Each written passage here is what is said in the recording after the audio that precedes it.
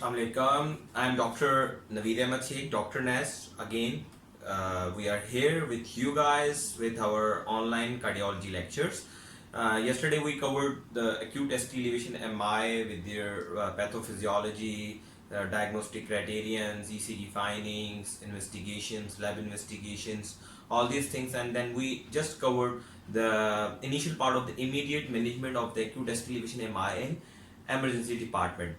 Today we're gonna cover all the things beyond that, but one thing we left yesterday in the immediate management of ST elevation MI was the antithrombotic therapy and the further antiplatelet therapy and the IV, obviously IV P2Y12 inhibitors.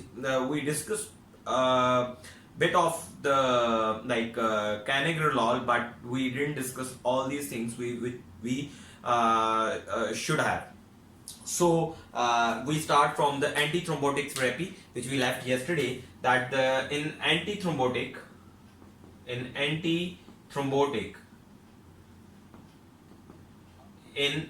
STEMI patients. So do remember the three. One is unfraction heparin, two is enoxaparin, and three is fundaparinox.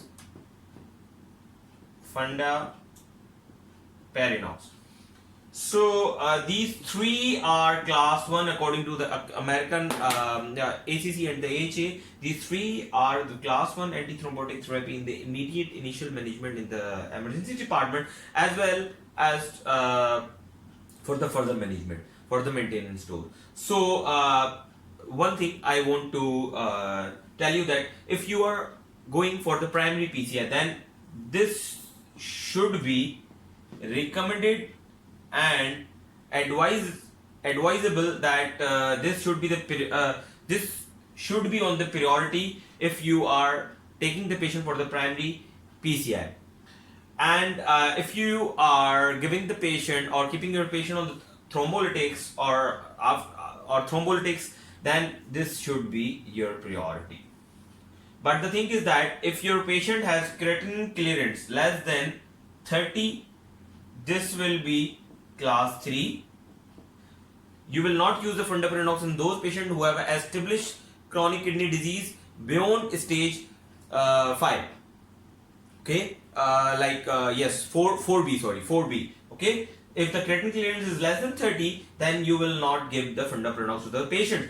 And if your patient is going for the primary PCI, you will not support the primary PCI on fundaparinox. For suppose if your patient is in the emergency department and you are preparing the patient for the primary PCI, this is not advisable to give this, because you need to give another antithrombotic therapy to support the primary PCI, because fundaparinox showed catheter thrombosis with the primary PCI and with the STEMI patients in the primary PCI. So fundaparinox will not support the patient in the PCI, and this is not the advisable antithrombotic therapy for the PCI, but unfractioned heparin or the enoxaparin. Now the thing is that one thing more I want to tell you, that what would be the dose of the unfractioned heparin in the primary PCI which you will give in the ER. That dose would be 70 to 100 units per kg bolus, and then 18 units per kg infusion, and this bolus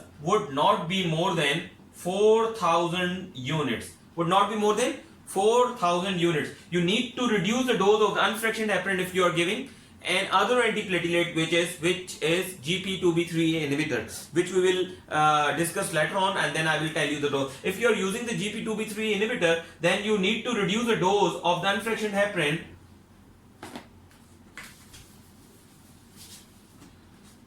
Initially you were giving the 70 to 100, then you need to reduce the dose by 50 to 70 units per kg bolus, and which should not be more than 4,000 units. Okay. Now the enoxaparin should be 1 mg per kg twice a day, yani it means 12 hourly. Okay, but there are so many scenarios that if you have continued the patient on the enox, when you will give again enoxaparin if the patient is admitted in the ward and developed the ST elevation MI. So we are just making the things simple here, because I don't want to be in a scary situation, or I want to make myself very crisp and the simple, that my juniors and all those who are actually reading it first time will take most of the things from me or from this lecture. So I'm just making it very simple. Okay, so just remain these doses on the initial, and Fundaprinox, obviously it has a fixed dose of 2.5 mg once a day if the creatinine clearance is more than 30.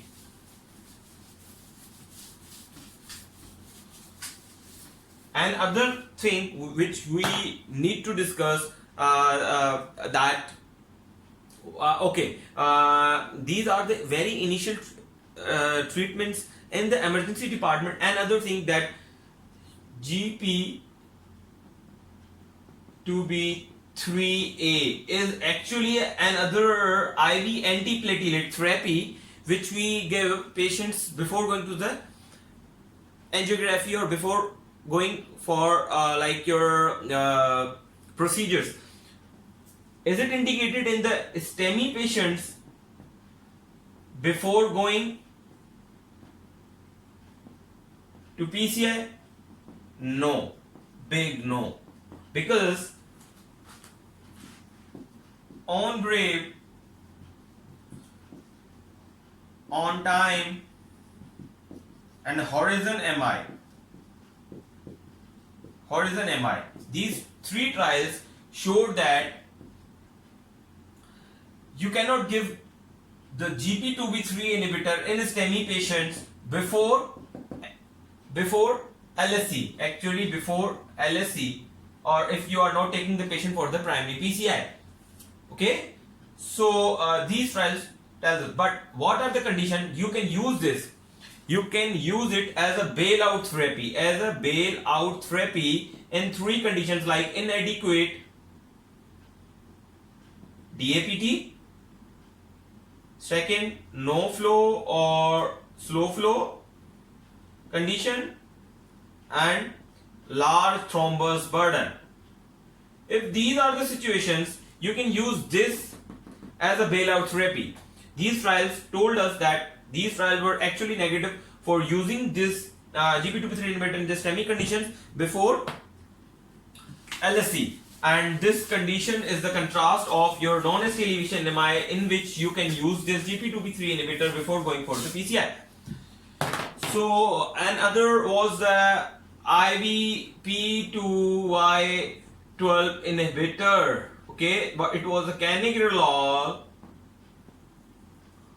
Yes, I told you that this is the IV canigrelol is a P2Y12 inhibitor, which is actually advisable and to give those patients who haven't taken the DAPT in the ER for any reasons, or who have a very short door to balloon time. So you can give the canigrelol in the cath lab just to decrease your door to balloon time, because its bioavailability and its bioavailability in the plasma would be in like minutes. That's why. Okay, so now I'm just making these things very simple, that you will learn by heart all these things, and then you will go through your books. This is actually sequence of the topo book which I am following, just to make things very crisp and very simple for my juniors. I suggest them they should listen this lecture and then read the books afterward, and they will feel it, that they will feel very easiness after listening by this lecture,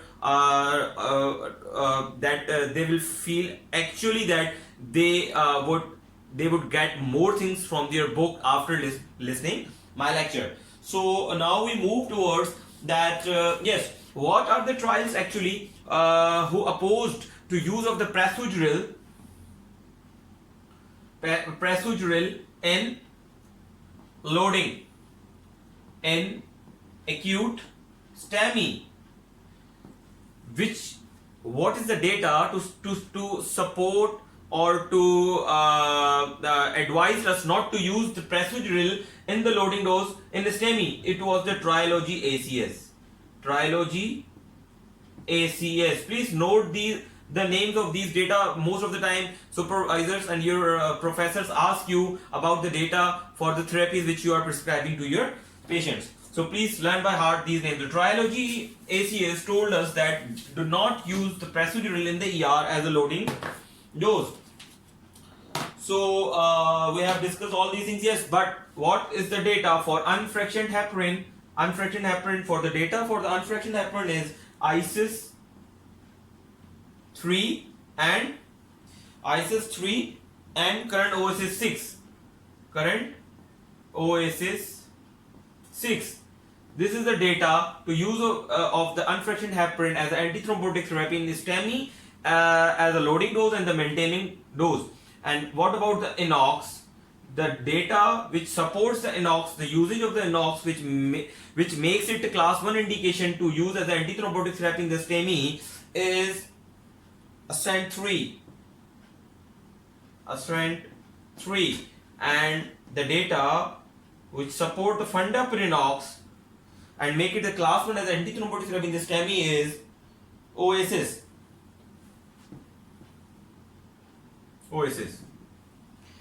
Now we will discuss that another antithrombotic therapy which you can use it. Okay, so what is unfractioned heparin? Unfractioned heparin, and you know that the unfractioned heparin block the non-vitamin K clotting factors, and enoxaparin, you know, it's a 10A inhibitor, and fundaprinox, 10A and the direct thrombin inhibitor. Fundaprinox is only 10A inhibitor, okay, and we have another which is the antithrombotic therapy which is bivalirudin. It is a direct thrombin inhibitor and it is again class 1 indication if you are suspecting increased bleeding risk in the STEMI or anything which inhibits you to use of the unfractioned heparin or the heparin usage in the STEMI patient, then you can use the bivalirudin, which is a direct thrombin inhibitor. So the data which supports it, the use of the bivalirudin is horizon MI, but a data which actually does not support usage of the bivalirudin in contrast of this heparin. So that data is actually heat primary PCI. Heat primary PCI told us that none of is superior, like inox, unfraction, and the bivalirudin. Bivalirudin is not superior over this to use as antithrombotic therapy in the STEMI, and there was no major bleeding risk. But the thing was, the few of the patient has decreased bleeding risk in the group of the bivalirudin, the heat primary PCI, and that which was later on suspected that that decreased bleeding risk was not because of the bivalirudin, but because of the axis which they were using in the patients, which was radial. Because you know that in the femoral axis there is a chances of bleeding.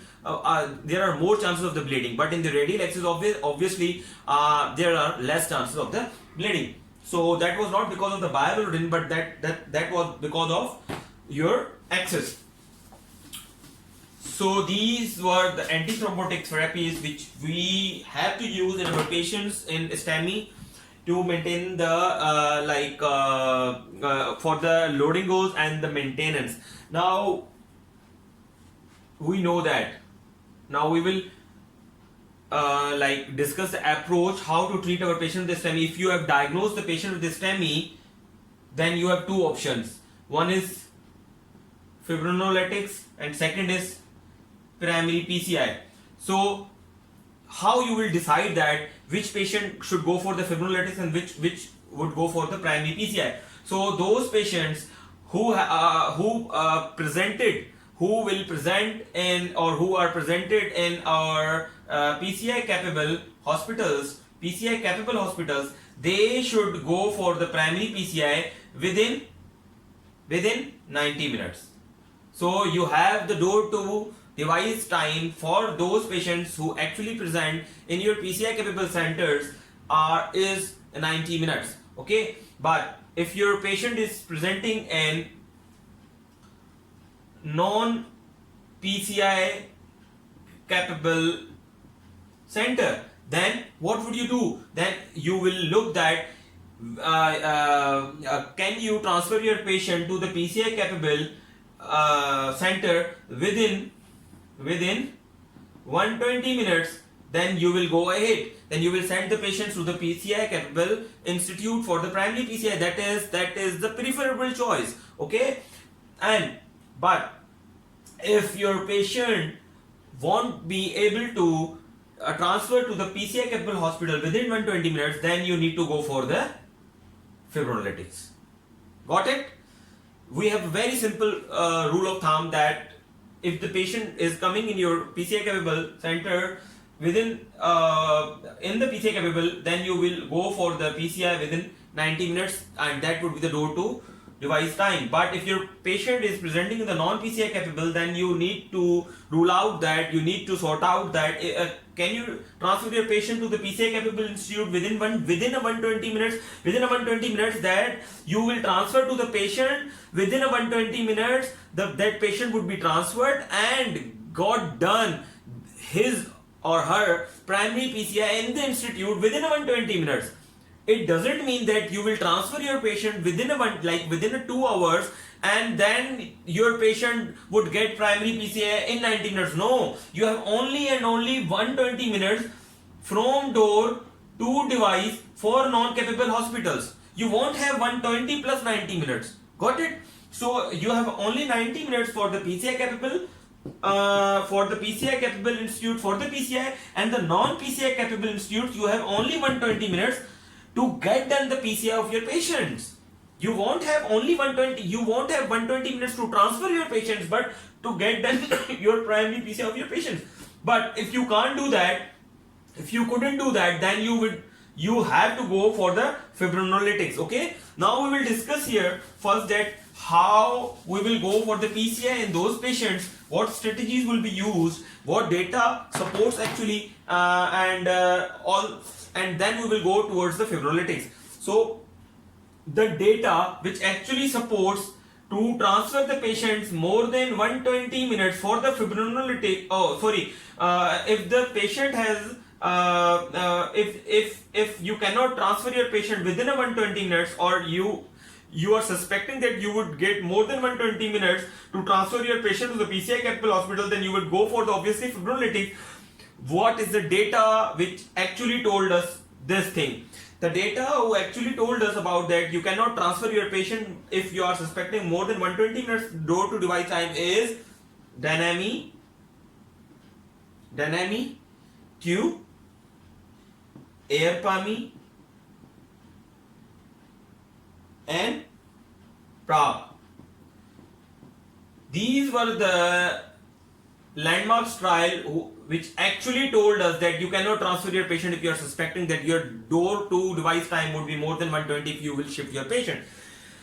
And these trials told us that if your patient has less than 120 minutes of your door to device time, then you would go for obviously shift your patient to the PCI capable. These were the trials who actually told us about the shifting of the patient to the PCI capable hospitals.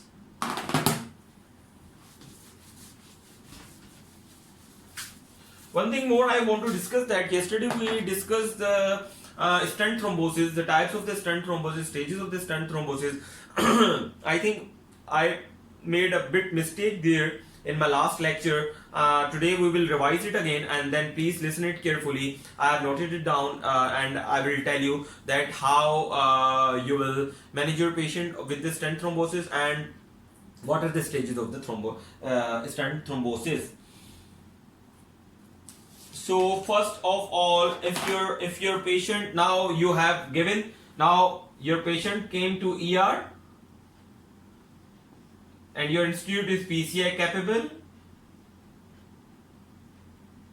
you have given all initial management which we discussed earlier.